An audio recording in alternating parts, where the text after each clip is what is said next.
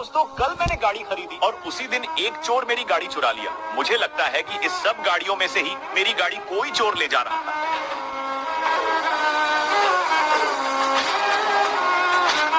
यही मेरी गाड़ी है, लेकिन इसे देखने से पहले। बेटा, मुझे देखकर इग्नोर मत करना। इस बार जो भी एग्जाम में पास होना चाहता है मैं पास कर दूंगी, मगर मेरा भी एक काम करना होगा। तुम्हें इस वीडियो को एक लाइक और चैनल को सब्सक्राइब करना होगा और 5 सच्चे मित्र को शेयर करना होगा और मेरे बेटे जाते जाते कमेंट में सरस्वती माँ लिख दो।